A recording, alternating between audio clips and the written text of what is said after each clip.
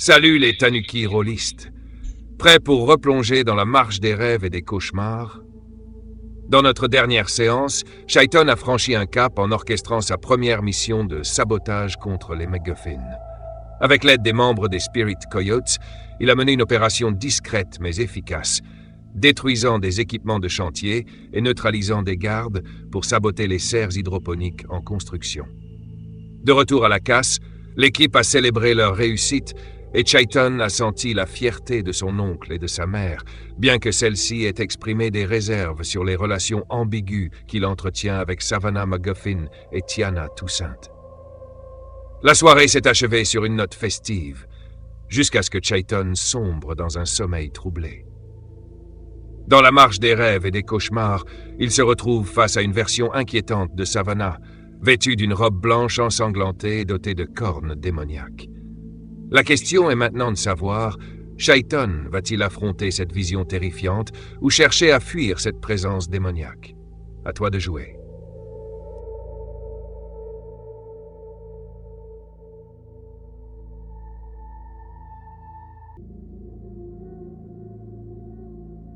Je me retrouve là, dans ce cauchemar qui semble être le mien en réalité. Dans cette version démoniaque de la casse automobile familiale, avec ces carcasses de voitures qui s'assemblent pour former des sortes d'énormes créatures démoniaques faites de métal qui hurlent sous un ciel d'orage parcouru d'éclairs rouges. Je suis paniqué face à ce spectacle. En plus, le bruit est insupportable, des grincements de métal, de frottements de carlingues rouillées les unes contre les autres, de hurlements bestiaux provenant de ces créatures énormes que je vois et dont les éclairs en fait illuminent le faciès métallique et démoniaque. Puis là, devant moi, Savannah, en robe blanche, ensanglantée, les cheveux blonds volant autour d'elle, et une étrange paire de cornes, oui, ressemblant en fait à celle d'un bélier. Et je la trouve à la fois terriblement terrifiante et terriblement séduisante. Et j'essaie de me reprendre un petit peu et je la regarde. Ça va, Savannah? Tu vas bien? Alors que je vois tout le sang qui imprègne sa robe blanche et qu'elle me dévisage avec des yeux emplis d'une étrange lueur malsaine.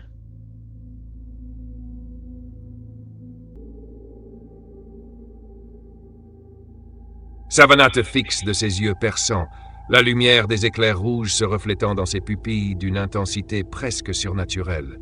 Elle avance lentement, chaque pas résonnant dans cette casse cauchemardesque, où le métal grince et se tord, comme si les carcasses de voitures formaient un cortège de créatures grotesques derrière elle.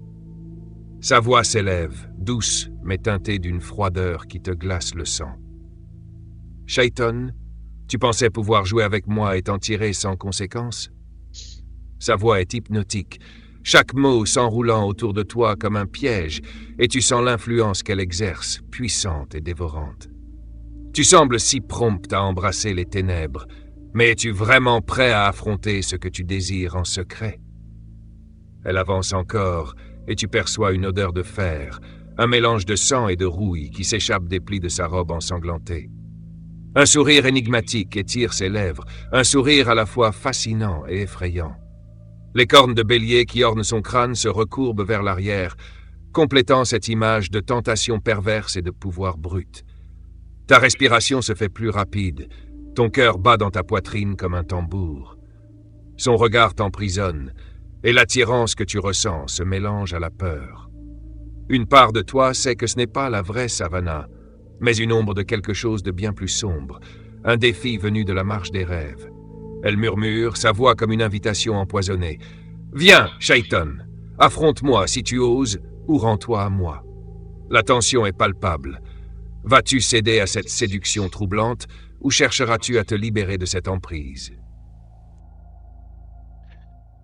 Plus elle s'approche de moi, plus je sens aussi son parfum enivrant capiteux, un mélange peut-être d'odeur d'opium, je dirais, et de sang séché. Assez perturbant en fait. Il continue d'éveiller à la fois le désir, mais aussi la peur en moi.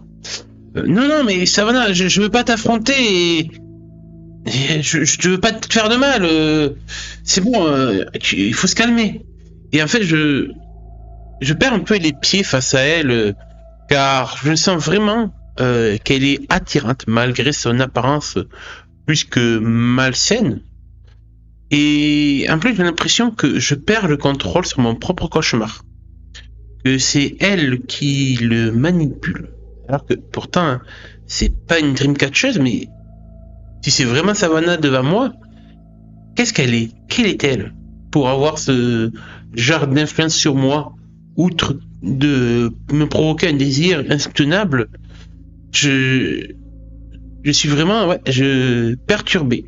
Au contraire, je pense que je recule jusqu'à ce que sentir mon dos se cogner contre une carlingue de voiture. Et j'ai l'impression d'être pris au piège dans mon propre cauchemar.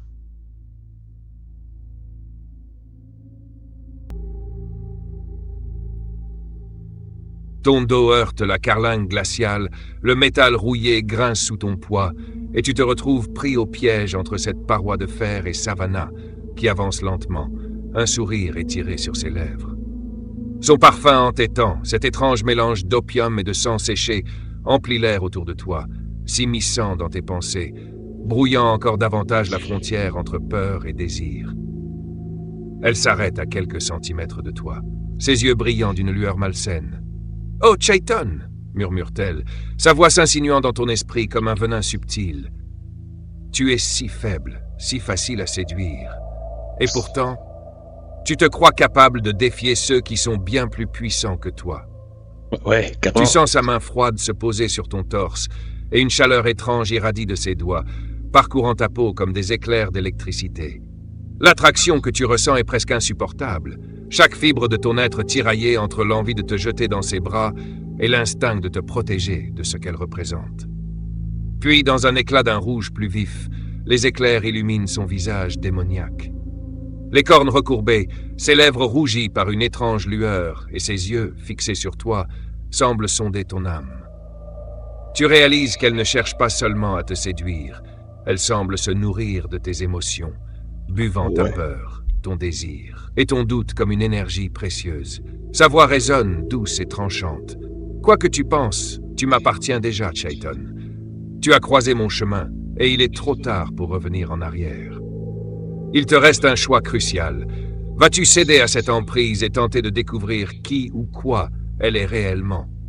Ou lutter pour échapper à ce piège infernal et retrouver le contrôle de tes pensées et de ce cauchemar?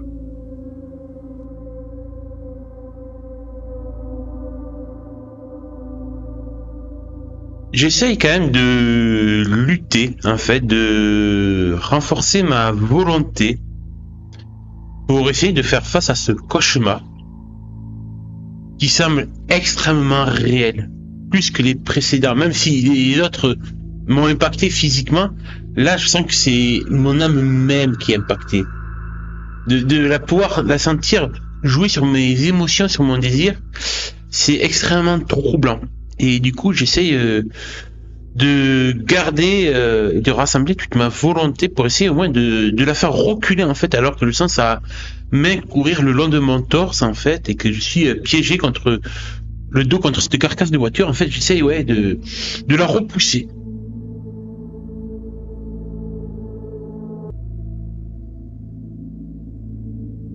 Très bien.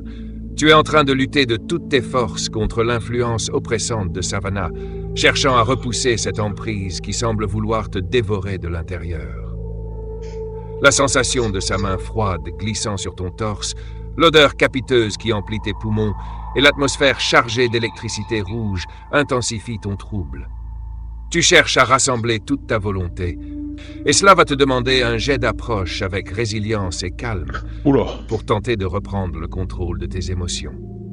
Avec ton état de culpabilité et l'ascendant émotionnel de Savannah, tu subis un désavantage, te forçant à lancer 3 dés et garder les 2 moins bons.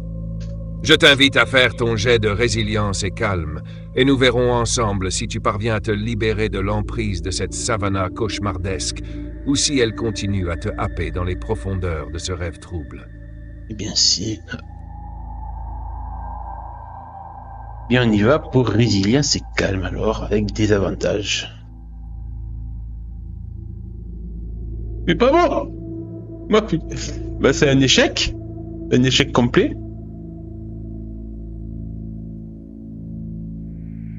Eh bien, j'ai fait un 5, ce qui est un échec complet. Une complication se produit. Je te laisse me décrire. Je pense qu'en fait, je tombe complètement sous le charme démoniaque de Savannah et que je suis une poupée entre ses mains. Et qu'elle peut faire ce qu'elle veut de moi.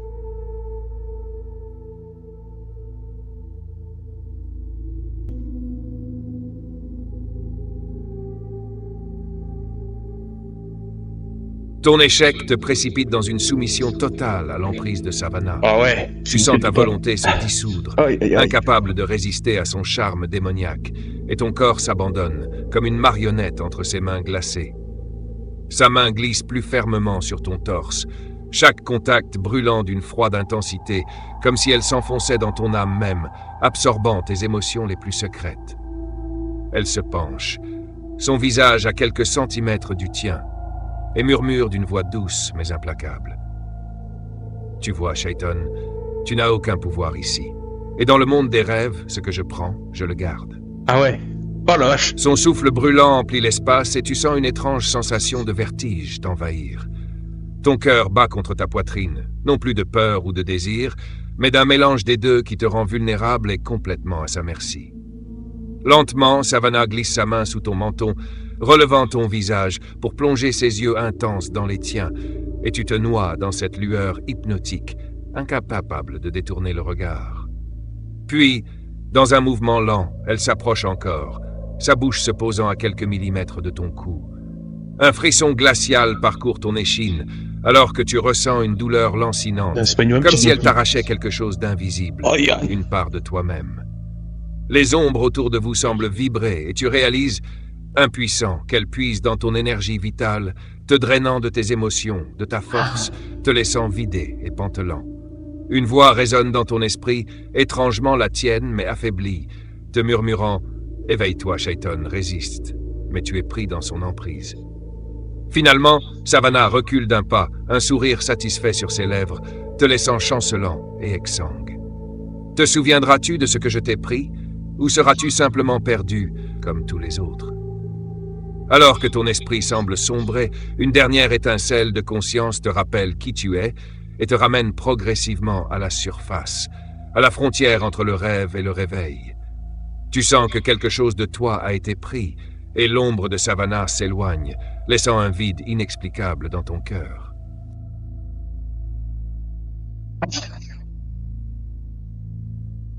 Ah ouais, ça, waouh. Ben, je pense qu'en fait, je vais me réveiller en sursaut complètement en hurlant de peur, complètement terrifié. Je pense que je suis toujours sur la banquette arrière de la voiture de ma mère, alors qu'elle était en train de me raccompagner après notre petite fiesta avec les Spirit Coyotes. Et je pense que ça va la faire sursauter alors qu'on conduit. Mais ouais, je suis vraiment complètement déboussolé. Je suis blanc, livide. Je sens le cœur battre tout à vitesse dans mon thorax, comme s'il allait exploser. Une peur réelle se dit sur mon visage.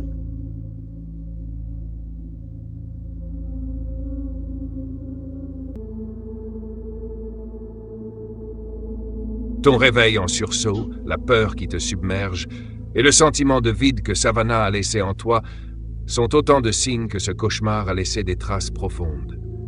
Tu prends effectivement 2 points de dégâts émotionnels, marquant l'intensité de la terreur et de la soumission que tu as ressentie dans la marche des rêves.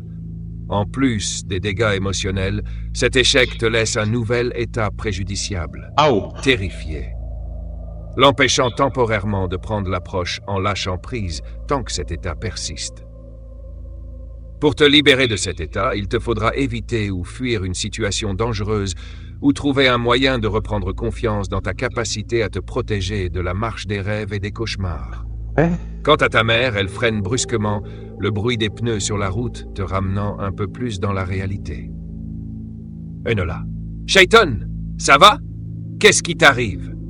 Elle te regarde, sa main posée sur ton épaule, le visage empreint d'une inquiétude sincère.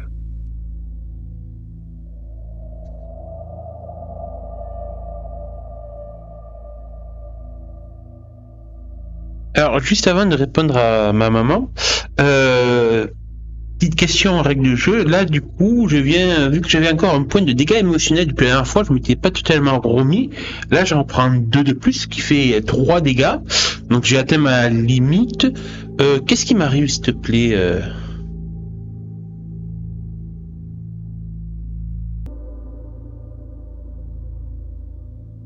Effectivement, en atteignant 3 points de dégâts émotionnels, tu franchis un seuil critique. Cela déclenche un nouvel état préjudiciable qui va t'affecter émotionnellement et mentalement. Dans ce cas, tu gagnes l'état fragile, en plus de ton état terrifié actuel. Cela veut dire que tu ne pourras temporairement plus utiliser l'approche avec intelligence et ruse tant que cet état persistera. Pour t'en libérer, tu devras prendre des actions risquées sans préparation ou agir impulsivement, ce qui peut être difficile si ton personnage ressent un fort sentiment de vulnérabilité. Avec ces 2 états cumulés, fragile et terrifié, Shaiton est dans un état de tension et de doute extrême. Cela pourrait d'ailleurs jouer sur la façon dont tu réponds à ta mère, qui semble de plus en plus inquiète face à ton sursaut et à ton air visiblement chamboulé.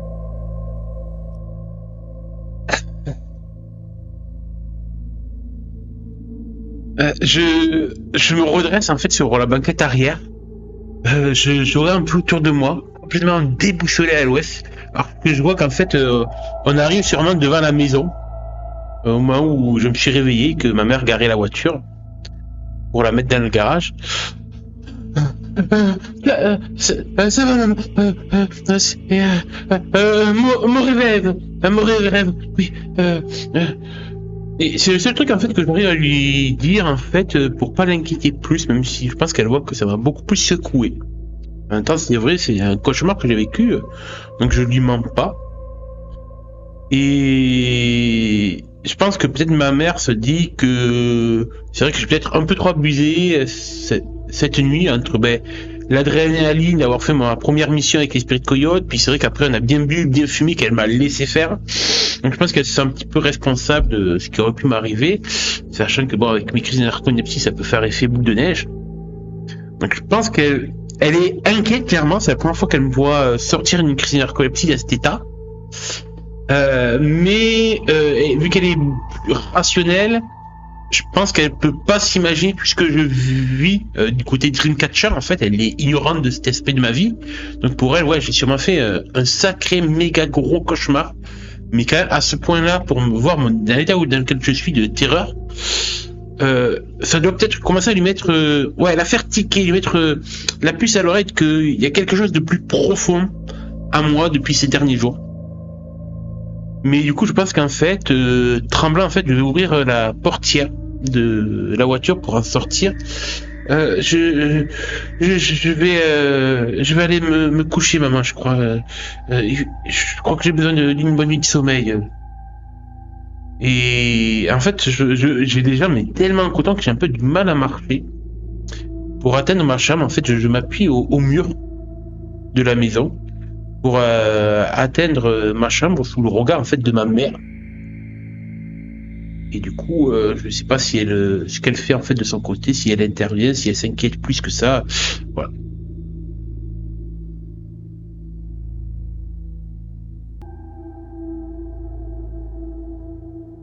Ta mère te regarde avec une inquiétude palpable alors que tu sors de la voiture, ton pas incertain et tes mains tremblantes te trahissant. Elle hésite un instant, partagée entre son instinct maternel et sa rationalité. Finalement, elle s'approche et pose une main ferme sur ton épaule, te soutenant discrètement, alors que tu t'appuies contre le mur. Shaiton, je ne t'ai jamais vu comme ça, tu sais. Si tu as fait un cauchemar, c'est peut-être plus qu'une simple mauvaise nuit. Elle te regarde longuement, ses yeux sont dans les tiens, comme si elle essayait de lire ce que tu ne dis pas. Écoute, va te coucher. Mais si ça se reproduit, on en parlera, d'accord? Elle te laisse continuer jusqu'à ta chambre, mais reste dans l'ombre du couloir, te suivant du regard, prête à intervenir. Tu sens son inquiétude, pesante, alors que tu traverses le couloir faiblement éclairé. Une fois dans ta chambre, tu remarques la trappe rêve que ton grand-père t'a donnée, suspendue juste au-dessus de ton lit. Il semble terne, comme si sa couleur s'était fanée, un léger signe de l'impact que la marche des rêves et des cauchemars laisse sur toi. En t'allongeant, une part de toi craint de t'endormir à nouveau, de replonger dans l'univers trouble où Savannah, ou ce qu'elle représente, pourrait encore te poursuivre. Avant de sombrer dans un sommeil agité, tu as un bref instant pour décider si tu cherches des réponses ou si tu attends que cette peur s'apaise d'elle-même. Je prends en fait l'attrape-rêve, accroché au-dessus de mon lit. Je le fixe. Je sais qu'en fait, quand ils sont comme ça, un peu plus ternes, en fait, ils ont sûrement attrapé quelque chose. Donc je me doute que c'est un cauchemar. Et j'ai quand même, je pense, avant de dormir, besoin de quelques réponses. Et en fait, la seule personne en qui je peux avoir assez confiance pour lui demander des explications et de me confier à lui, c'est Farceur.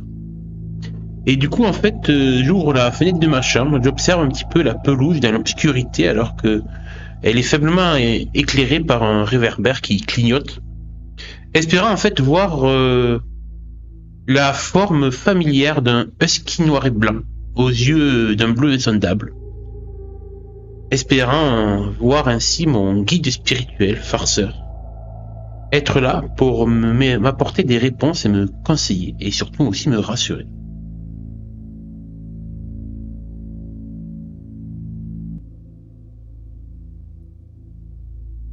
Alors que tu ouvres la fenêtre, le vent nocturne frais pénètre dans ta chambre, faisant légèrement vaciller la lueur terne de ton attrape-rêve.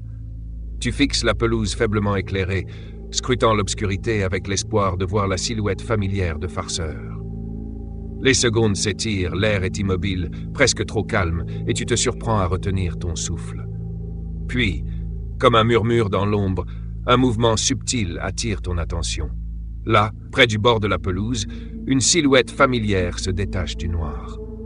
Farceur est là, assis droit, son pelage noir et blanc capturant faiblement la lumière, ses yeux d'un bleu incandescent fixés sur toi. Il te regarde avec cette intensité habituelle, un éclat presque rieur dans le regard, mais ce soir il semble plus sérieux, comme s'il ressentait l'inquiétude qui te pèse. Il incline la tête, t'invitant silencieusement à le rejoindre Non, pas dehors. Il est clair qu'il a des réponses, ou au moins quelques conseils à te donner. Je suis content de le voir débarquer, mon Farceur. Et du coup, je vais inviter son invitation à le rejoindre dehors dans la nuit, sous ce réverbère. Je suis pas très rassuré en fait d'être dehors dans la nuit. Je préfère être à l'abri de mes couvertures dans ma chambre. Mais bon, je sais que c'est lui qui mène la danse à chaque fois qu'on se rencontre. Et en fait, je me place vraiment accolé contre le pilier du réverbère sous la lumière. Comme pour me protéger en fait des ténèbres ambiantes. Et alors qu'il est devant moi, je dis Farceur, je viens de vivre quelque chose de terrifiant. Et du coup, je lui raconte mon rêve, ma rencontre avec Savannah. Et que malgré la peur, je ressens un désir torride envers elle. D'ailleurs, je remarque que, petit détail, je pense que, vu l'effet impactant qu'elle a eu, j'ai une sorte d'érection involontaire dont j'arrive pas à me débarrasser. Et du coup, j'attends en fait que Farceur puisse m'apporter des réponses. Car je pense que même lui, en fait, qui commence à me connaître, voit à quel point je suis terrifié et perturbé.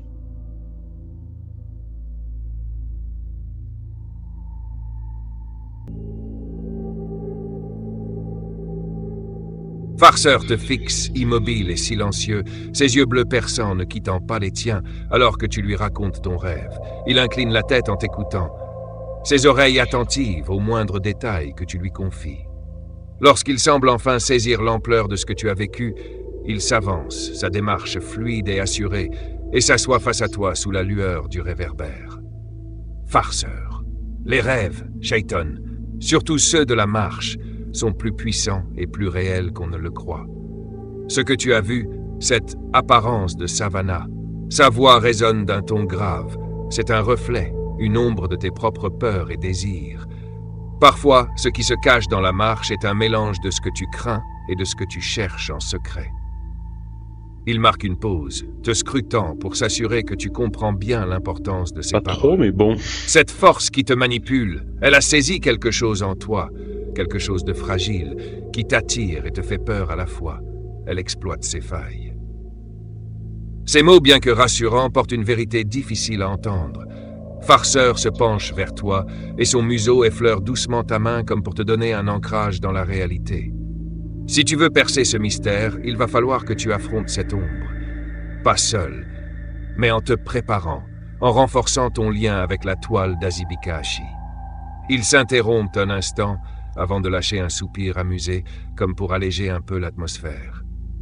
Mais d'abord, tu devrais te débarrasser de cette réaction que tu as là. Il jette un regard complice et un peu moqueur à ta posture, révélant qu'il n'a rien manqué de ton état. D'accord, je vais me capter. Alors, je suis assez gêné qu'un forçant me sort ce truc sur... disons que je suis au garde à vous dans mon caleçon. Très gêné. Toujours pas rassuré avec ce qu'il m'a dit. Du coup, je me lève, en fait, je me redirige en fait vers la fenêtre de ma chambre pour rentrer à l'intérieur. Dans l'idée en fait d'aller prendre une grosse douche froide, histoire de voir si ça agit sur moi et que ça fait baisser, on va dire, ma température interne. Et en fait, quand même, au moment où je retourne dans la chambre, en fait, que j'enjambe la fenêtre, je vois en arrière, je vois Farceur qui dit tu veux pas venir avec moi, du moins dormir avec moi ce soir, j'avoue que j'apprécierais d'avoir un husky rassurant à côté de moi. Et du coup, je l'invite à venir avec moi, car je sens que j'ai vraiment besoin de compagnie dans mon sommeil. Et même si je sais jamais avec quel pied danser sur lui, j'ai quand même besoin, en fait, c'est la seule personne, créature, esprit, je sais pas, en qui, je me sens quand même lié dans ces périples oniriques et j'ai besoin, en fait, je ressens le besoin de le sentir près de moi alors que je vais dormir. Et du coup, je lui dis, il y a du bacon à la maison si tu veux, je peux t'enfiler quelques tranches, histoire d'essayer de soudoyer mon guide spirituel.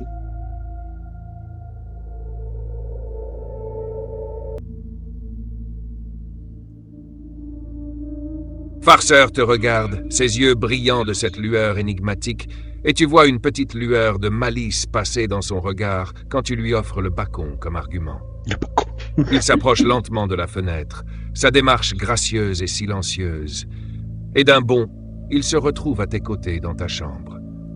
Tu remarques qu'il garde cette attitude un peu moqueuse, mais sa présence semble vraiment te rassurer.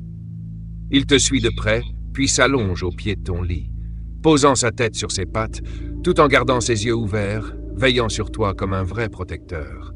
Alors que tu te diriges vers la salle de bain pour prendre une douche froide, il te lance un dernier regard qui semble dire « Je suis là, repose-toi, tu ne risques rien cette nuit. » Après ta douche, tu te glisses sous les draps et Farceur saute d'un bond léger sur le lit, se levant à tes côtés.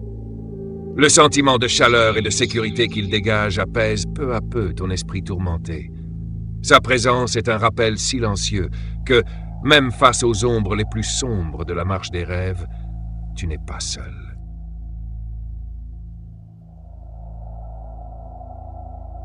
Eh bien, je pense que en fait, je vais m'endormir sous les couettes, bien au chaud, en tenant d'une main en fait mon attrape-rêve, le serrant très fort. Et dans l'autre, en fait, passa mon bras autour du corps poilu et touffu de farceur, lui faisant quelques gratouilles sur le ventre. Et je pense que même mon guide spirituel va apprécier la chose et va se laisser faire, comme un bon gros chien à sa mémère.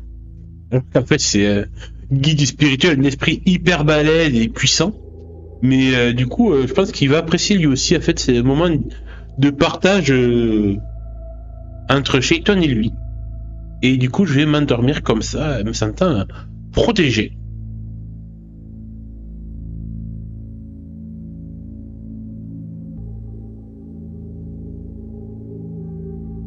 Alors que tu t'endors, la sensation rassurante de farceur blottie contre toi et l'attrape-rêve fermement tenue entre tes doigts, tu te sens entouré d'un cocon de chaleur et de protection. Farceur, malgré toute la puissance de l'esprit qu'il est, se laisse docilement gratouiller le ventre, émettant presque un ronronnement discret de satisfaction. Il semble apprécier autant que toi cet instant de complicité, ce lien unique qui vous unit au-delà des rêves et des cauchemars. Alors que le sommeil te gagne, les battements de ton cœur se calment enfin, et ton esprit glisse paisiblement vers un monde onirique plus doux, où la présence de farceur dissipe les ombres et éloigne les cauchemars. Sa chaleur à tes côtés est un rempart contre les ténèbres, et pour la première fois depuis longtemps, tu te laisses aller à un repos sans crainte, bercé par l'étrange et rassurante familiarité de cet esprit farceur qui veille silencieusement sur toi.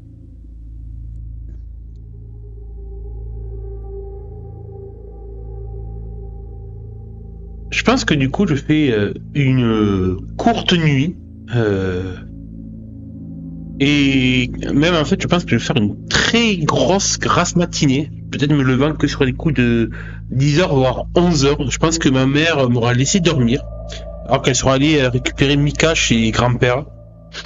Et que quand je me réveillerai enfin, que je sortirai de mon état comateux, je pense qu'elle sera déjà rentrée, qu'elle aura commencé à cuisiner, emplissant la maison d'une bonne odeur de chili. Ah ouais, du chili, c'est bon.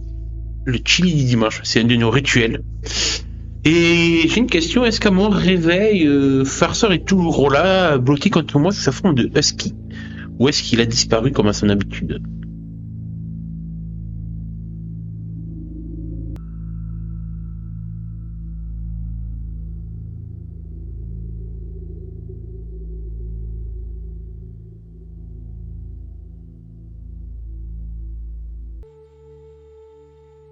Quand tu émerges enfin du sommeil, les rayons du soleil percent doucement à travers les rideaux et l'odeur alléchante du chili emplit déjà la maison. Tu ouvres les yeux pour trouver un lit vide à tes côtés. Forcément. Farceur, fidèle à son habitude, a déjà disparu. Seul un léger tourbillon de poils sur le drap témoigne de sa présence nocturne. Ce souvenir rassurant de sa chaleur réchauffe encore ton esprit, même s'il est parti. Alors que tu te lèves, légèrement engourdi par ta courte nuit, tu te diriges vers la cuisine, où ta mère est effectivement en train de surveiller le chili qui mijote doucement. Elle te jette un coup d'œil et te sourit en te voyant dans l'encadrement de la porte. Bien dormi, grand chef. Je me suis dit que tu méritais bien une bonne grasse matinée après ta nuit d'aventure. Mika, assise à la table, te fait un grand signe de la main, toute joyeuse de te revoir après ta soirée passée avec le gang.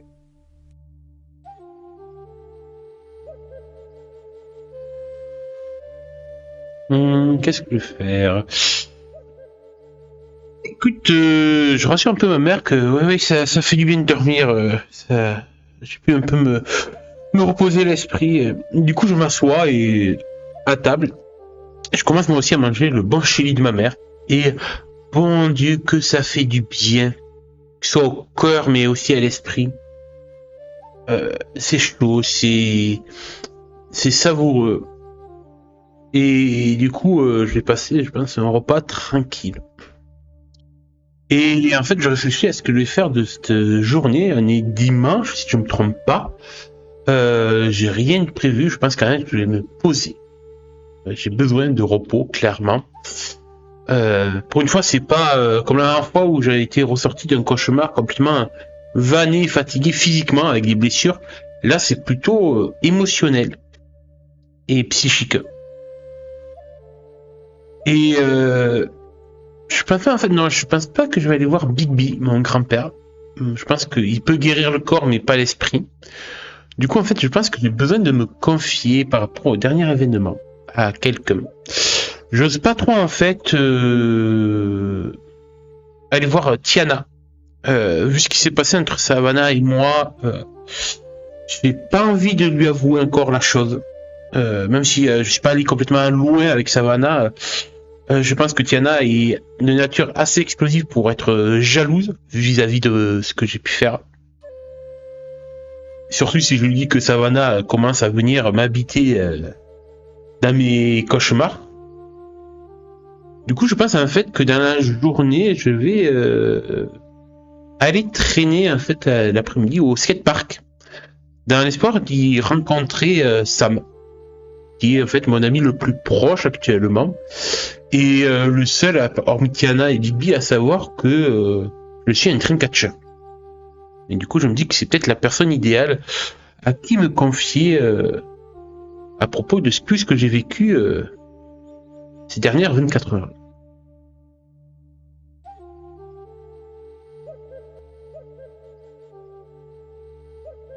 Après avoir savouré le chili de ta mère et partagé un moment paisible en famille, tu prends la décision d'aller voir Sam au skatepark. Une fois rassasié, tu attrapes ta veste, sors de la maison et prends le chemin du parc sous le soleil de midi, l'air frais et agréable te réveillant doucement. Quand tu arrives, le parc est animé. Le son des roues qui claquent sur le béton et les rires des skateurs qui s'élancent résonnent dans l'air. Tu repères Sam, en pleine démonstration de ses talents, sautant avec aisance sur une rampe. À un moment, il t'aperçoit et te fait un signe, un large sourire s'étirant sur son visage alors qu'il roule vers toi. « Hé, Chayton, tu t'es décidé à sortir de ta grotte aujourd'hui ?» plaisante-t-il, un peu essoufflé, mais manifestement content de te voir. Il s'arrête à tes côtés, s'appuyant sur son skateboard et captant ton air un peu sérieux, il hausse un sourcil. « Ça va, mec ? T'as pas l'air dans ton assiette. » Je le regarde et je lui fais comprendre de signer la tête que j'aimerais bien qu'on aille se poser, s'asseoir quelque part, peut-être sur un banc, un peu à l'écart du reste du bruit du skatepark. Non, pas trop. J'ai pas super bien dormi hier. Il m'est arrivé quelques bricoles et je baisse un peu la voix. Tu sais, dans la marche des rêves et des cauchemars là. Et je crois que j'ai besoin de parler. J'ai peut-être fait une bêtise. Non, j'ai fait une putain de bêtise hier. Mais d'un autre monde. Je bafouille et tout. Et je pense qu'en fait, il me regarde, comprenant pas trop de quoi je parle. C'est pas très clair ce que je dis en fait, vu que je suis moi-même embrouillé. Et je pense qu'il voit que j'ai besoin d'une présence rassurante.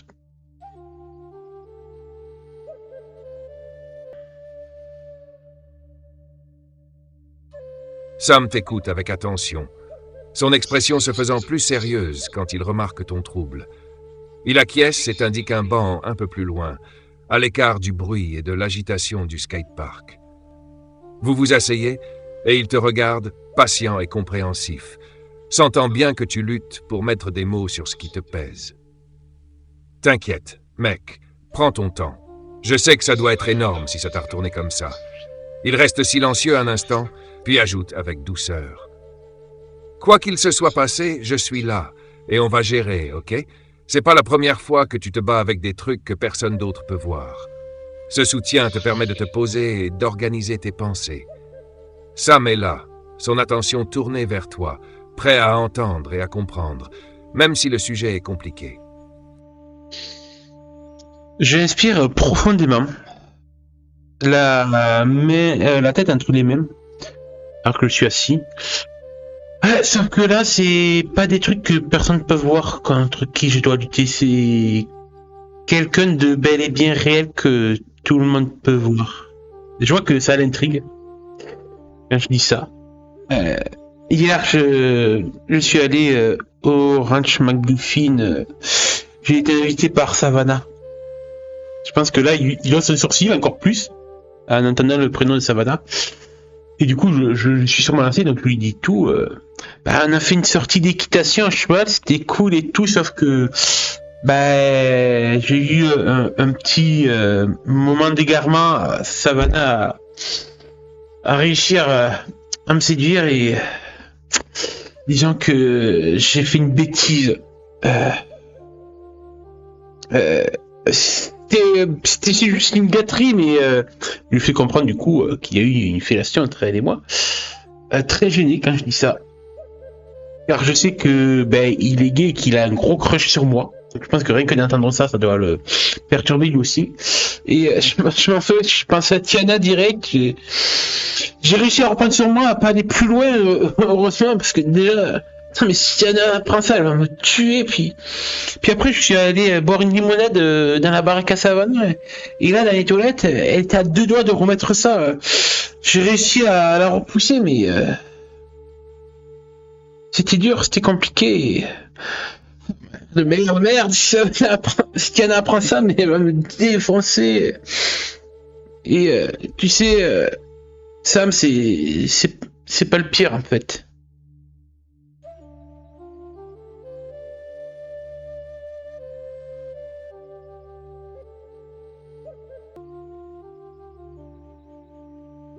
Sam t'écoute en silence, son expression passant de l'incrédulité à un mélange de choc et de perplexité.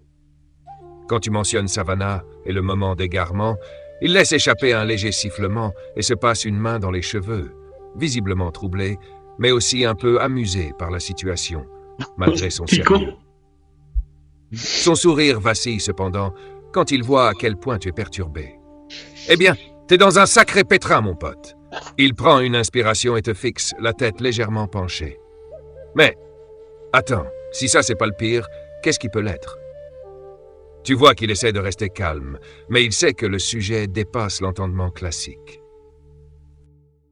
Et du coup, je vais lui décrire en fait le reste de ma soirée. Outre le sabotage en fait que j'ai fait avec l'esprit squelette, je préfère garder pour moi. J'ai pas envie non plus qu'il soit mêlé aux affaires du gang. Déjà qu'il est mêlé à mes affaires de Dreamcatcher. Si tu dis j'ai un cauchemar et jamais j'en ai eu des comme ça à front tester. Je lui décris un peu les lieux de casse, automobiles, démoniaques, les éclairs rouges dans le ciel. Quand je me remémore en plus les images, ça me fait frissonner. Puis il y avait encore Savannah dans mon cauchemar. Même là, elle arrive à débarquer. Et, je te jure, elle était tellement terrifiante, tellement désirable, séduisante. Et j'aurais pris un petit peu, malgré moi, un soupir de désir quand je repense à elle. Je te jure, elle était là dans sa robe blanche maculée de sang avec des cornes de bélier comme des démons. Je sais pas ce qu'elle est, je sais pas si c'était vraiment elle ou juste le jeu de mon esprit tordu qui est un pro à la confusion, mais c'était... J'ai honte en fait quand je dis ça. Tellement ce que j'ai ressenti dans ce cauchemar. Je comprends pas normalement, mais aussi terrifiant, mais bon en même temps. Et je te jure, Sam, j'ai perdu. Putain, je savais pas qui en parler. Putain, si ça va, si Tiana, je veux dire, tu vois, je confonds même son prénom. Je crois qu'elle me fait quelque chose, Savannah, et je sais pas si je peux en parler à Tiana, comment elle va le prendre. Mais dans ce cauchemar, j'ai senti que Savannah ou la créature des cauchemars, je sais pas si c'était l'une ou l'autre, m'a aspiré comme mon énergie vitale. Elle m'a pris quelque chose, je sais pas. J'arrive pas à savoir ce qu'elle m'a pris. Et je regarde perplexe. Il peut voir en fait que j'ai les yeux un peu humides. Je me retiens en fait de lâcher quelques larmes en fait, ou pas par rapport à l'anxiété, à l'angoisse qui bout en moi en fait, cette terreur que j'arrive pas à calmer. Et ce désir aussi que j'arrive pas à calmer pour Savannah. Cette dualité en fait qui m'obsède et me perturbe.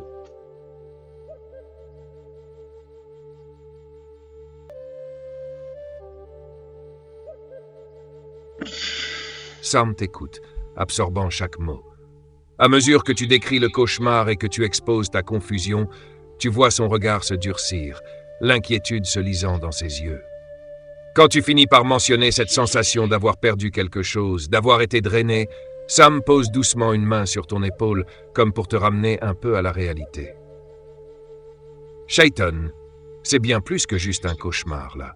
Si tu sens que ça t'a pris quelque chose, Je veux dire, peut-être que c'est une énergie ou un truc de rêve, mais ça a l'air de te laisser vider.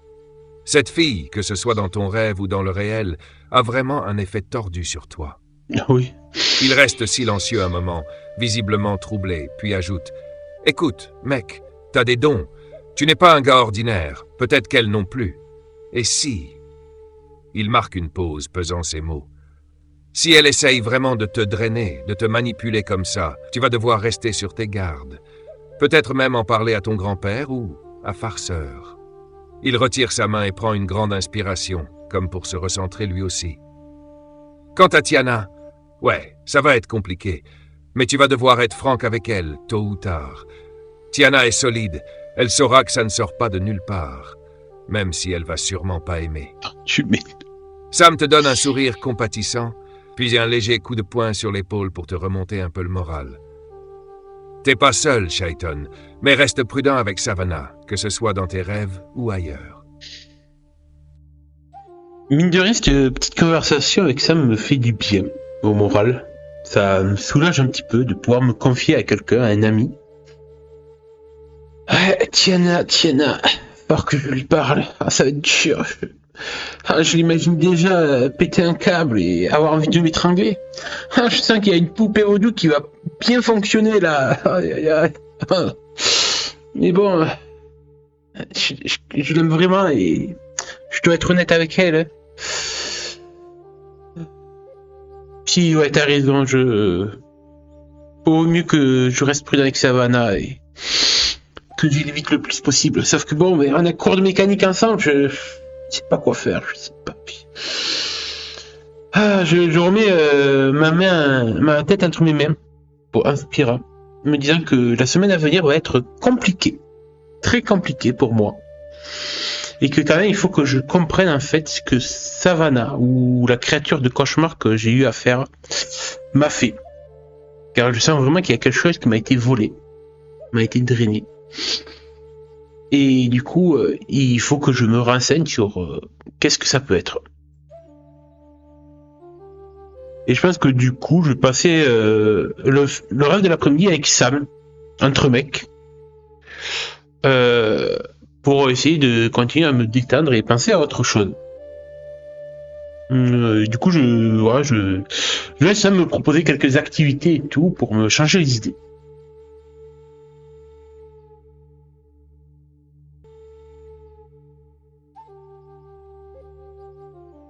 Sam, voyant que tu as besoin de distraction, propose un après-midi tranquille entre potes, sans pression ni pensée trop lourde. Il te lance un sourire rassurant et après un moment propose « Hey, et si on se mettait sur quelques figures au skatepark? Rien de dingue, juste de quoi te défouler un peu. » Il attrape son skate et avec un petit clin d'œil, file sur la rampe en te lançant un regard complice, encourageant. Pendant que vous passez d'un trick à l'autre, il te fait rire, partage quelques anecdotes et parvient même à te pousser à tenter quelques figures audacieuses. Les rires et la sensation du mouvement te changent peu à peu les idées, te ramenant à un moment de normalité que tu n'avais pas eu depuis des jours. Alors que le soleil commence à décliner, Sam propose de s'asseoir sur une vieille rampe pour admirer les couleurs du crépuscule. Le silence s'installe, confortable cette fois, sans angoisse. La présence de ton ami, les rires et les petites confidences ont apaisé ton esprit. Tu te sens plus prêt, même si un peu hésitant, à affronter la semaine à venir, avec Tiana, avec Savannah, et peut-être même avec Farceur et ton grand-père, pour des réponses sur la véritable nature de ton cauchemar.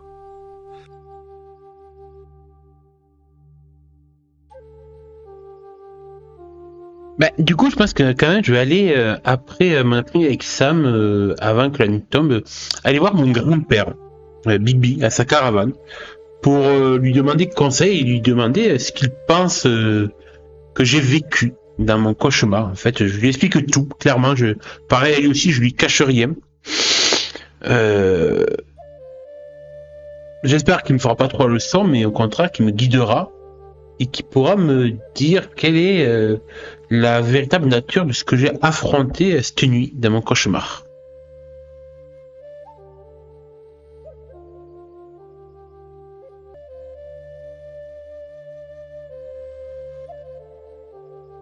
En fin d'après-midi, alors que le soleil commence à décliner, tu te rends à la caravane de Big. Le terrain est baigné dans la lumière dorée du crépuscule et un léger vent fait bruisser les herbes sèches autour de la vieille caravane. Quand tu arrives, Big est dehors, occupé à préparer une infusion avec des herbes locales, la fumée d'un encens flottant doucement autour de lui. Il lève les yeux en te voyant approcher, un éclat de sagesse et de méfiance dans le regard, comme s'il pressentait déjà la gravité de ta visite. Il t'accueille avec un sourire, mais une fois installé en face de lui, tu lui racontes tout sans détour, de ta rencontre troublante avec Savannah à la vision du cauchemar où elle était, cette fois, d'une nature bien plus inquiétante. Big t'écoute en silence, absorbant chaque mot avec intensité, son visage se fermant progressivement. Lorsqu'il prend la parole, sa voix est grave, et ses mots te parviennent comme un murmure empreint de sagesse et de crainte. Ce que tu décris, petit-fils, n'est pas anodin. Ces visions, cette emprise qu'elle exerce sur toi. Tu sais, des créatures comme les succubes, ce sont des entités anciennes, nées de désirs et de ténèbres. Ce ne sont pas de simples démons, mais des voleurs d'âmes et de vitalité. Elles te hantent pour se nourrir, pour drainer ce qu'il y a de plus profond en toi. Cette Savannah, ou bien quelque chose en elle, pourrait être l'une d'elles. Il marque une pause, le regard dur. Elles s'attachent aux âmes jeunes comme la tienne, et puisent dans les failles, les désirs et les regrets. Si c'est bien une succube, tu devras te protéger. Ces créatures ont le don de manipuler les rêves, de pénétrer la toile d'Azibikashi pour attirer leur proie dans leur monde de fantômes. Big se penche et ajoute, d'une voix basse et ferme.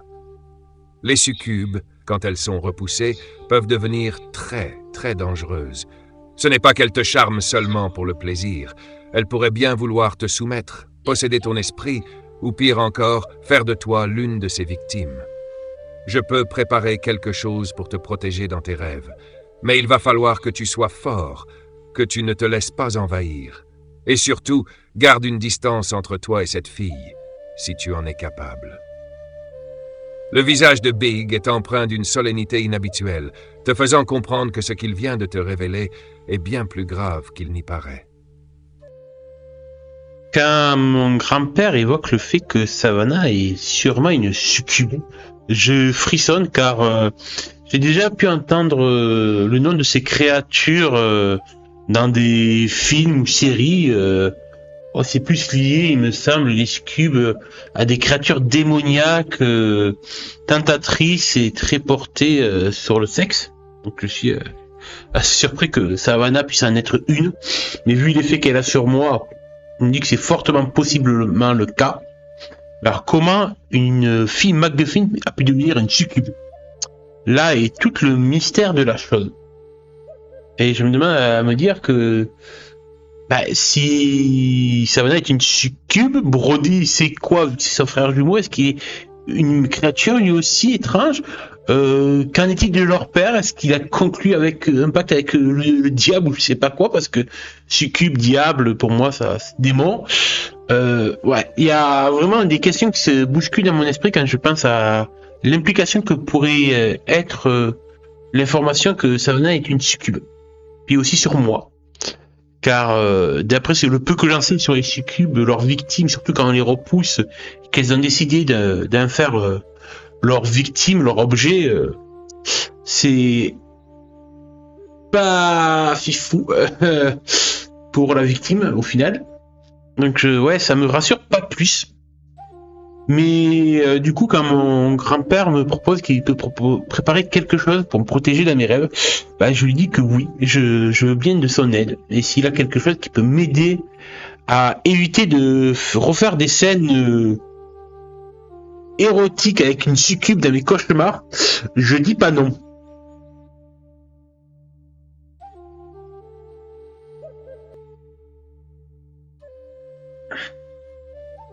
Big acquiesce, comprenant l'urgence et l'angoisse qui te traversent. Il prend une longue inspiration et te rassure d'un geste apaisant, comme s'il savait exactement quoi faire. D'une main tremblante mais experte, il tire un vieux grimoire aux pages jaunies, couvert de symboles ancestraux et de lignes écrites dans une langue mystérieuse. Ce que je vais préparer est une amulette, une protection puissante, pour que ton esprit soit ancré dans le monde éveillé, pour que cette Savannah n'ait pas d'emprise sur toi dans tes rêves. Mais souviens-toi, cela ne pourra peut-être que te défendre temporairement. Tant que tu seras exposé à sa présence, le danger persistera. Avec un regard concentré, Big commence à rassembler plusieurs éléments sur sa table de travail, des racines, des plumes, une petite pierre polie et un ancien pendentif. Il murmure des incantations dans un murmure presque inaudible, son énergie se propageant dans l'air, et bientôt, il tisse une petite amulette en forme d'attrape-rêve, mais cette fois avec des symboles gravés sur chaque fil et perle. Il t'explique que les symboles sont des sceaux de protection, destinés à empêcher les succubes d'envahir ton esprit. Après plusieurs minutes, il te tend l'amulette avec une gravité bienveillante dans le regard. Porte ceci sur toi tout le temps, mais surtout lorsque tu dors. Cela va brouiller l'énergie de cette créature et rendre son accès plus difficile. Mais écoute bien, Chaiton, il est fort probable que Savannah cherche à manipuler non seulement tes rêves, mais aussi ton cœur et ton esprit dans le monde éveillé. Garde tes émotions sous contrôle et reste lucide. Une succube qui échoue devient souvent imprévisible, voire dangereuse. Big te donne l'amulette, posant sa main sur ton épaule dans un geste de soutien. L'ambiance autour de vous est chargée. Chaque mot qu'il a prononcé semble résonner et tu te sens un peu plus prêt à affronter ce qui pourrait arriver. Eh bien, je prends l'amulette que m'a confectionnée mon grand-père et je la mets directement autour de mon cou, un médaillon. Et je le remercie vivement pour tous ses conseils et je pense qu'en fait, je vais retourner à la maison pour finir ma journée tranquillement. Je pense qu'en fait, je vais passer une bonne soirée télévision avec Mika et ma mère dans le move famille cocooning pour vraiment continuer à finir de me calmer l'esprit face à tout ça et récupérer. D'ailleurs, est-ce que tu considères que ça me permet de récupérer un peu de dégâts émotionnels, s'il te plaît, et peut-être un état préjudiciable fragile, mais je suis pas sûr de ça, c'est à toi de me le dire. De ce que, comment Chaiton va après tout se repos un petit peu.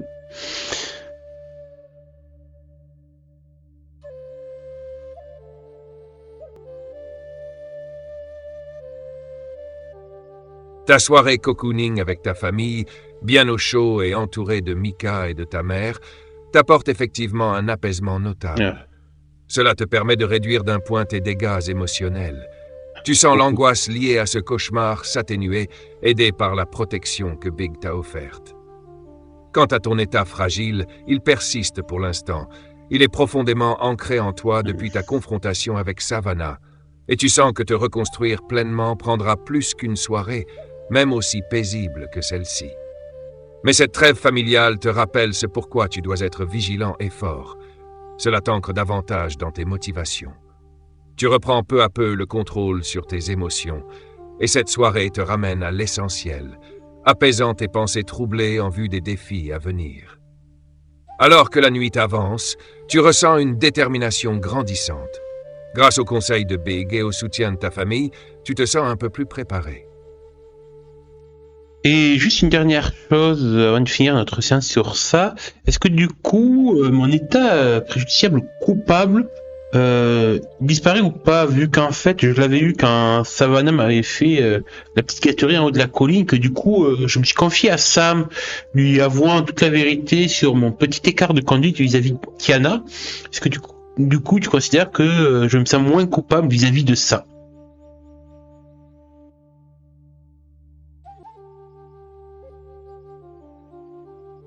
Oui, confier la vérité à Sam avec sincérité a permis de soulager une grande partie de ta culpabilité.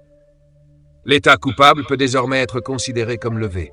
En ayant parlé de ton écart, tu as fait preuve d'honnêteté envers toi-même et ton ami, ce qui te libère d'un poids. Ton sentiment de culpabilité vis-à-vis de Tiana s'est apaisé, même si la situation reste délicate. Ainsi, tu te sens un peu plus léger et prêt à affronter la suite sans ce poids sur les épaules, même si certains défis émotionnels restent encore présents. Eh bien, je te propose qu'on arrête notre séance d'aujourd'hui sur ça. Et qu'on voie la prochaine fois comment Shaiton va vivre une nouvelle semaine où il va essayer, je pense, de se poser et d'affronter Tiana et aussi Savannah. Et je te dis à plus pour la prochaine.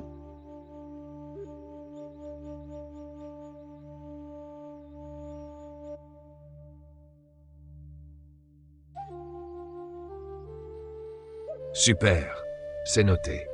Cette semaine s'annonce tendue pour Shaiton, entre son futur face-à-face avec Tiana et la distance à garder avec Savannah. Je suis impatient de voir comment il va s'en sortir. On se retrouve donc la prochaine fois pour plonger dans les nouvelles aventures de Shaiton. À très vite et en attendant, prends soin de toi et de tes idées pour cette intrigue complexe et captivante.